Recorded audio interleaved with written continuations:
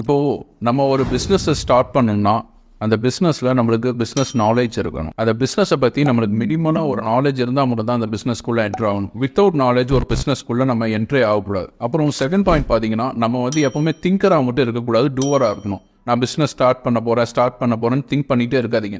ஒரு பிஸ்னஸை ஸ்டார்ட் பண்ணிட்டீங்க, நாலேஜ் கெயின் ஆயிடுச்சுன்னா அந்த பிஸ்னஸை ஸ்டார்ட் பண்ணிடுங்க, பிஸ்னஸ்க்குள்ளே இறங்கிடுங்க. மூணாவது பாயிண்ட் பார்த்தீங்கன்னா கன்சிஸ்டன்சி, நிலையா இருக்கணும். ஒரு பிஸ்னஸை ஸ்டார்ட் பண்ணிவிட்டு ஒரு 1 இயர் ரன் பண்ணிவிட்டு எனக்கு இந்த பிஸ்னஸ் பிடிக்கல அப்படின்னு சொல்லிட்டு நீங்கள் அடுத்த பிஸ்னஸை நோக்கி போகக்கூடாது. கன்சிஸ்டண்ட்டாக ஒரே பிஸ்னஸில் லாங் டேர்ம் இருந்தால் மட்டும் தான் அந்த ஃபீல்டில் நம்மளால் ஜெயிக்க முடியும்.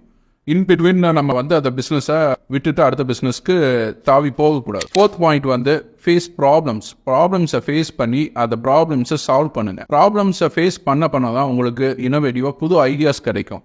ஸோ அது உங்கள் பிஸ்னஸை டெவலப் பண்ணுறது ரொம்ப யூஸ்ஃபுல்லாக இருக்கும். Fifth point, never ever give up பண்ணுற அந்த மென்டாலிட்டிக்கே நீங்கள் வரக்கூடாது. ஒரு பிஸ்னஸில் நீங்கள் ஜெயிக்க போகிறேன்னு நம்பி அந்த பிஸ்னஸை சூஸ் பண்ணி இறங்கியிருக்கீங்கன்னா கடைசி வரைக்கும் அதில் என்னென்ன ப்ராப்ளம் வந்தாலும் ஃபேஸ் பண்ணி அதை சால்வ் பண்ணி அதை நீங்கள் ட்ராவல் பண்ணி கொண்டு போயிட்டே இருக்கணும்.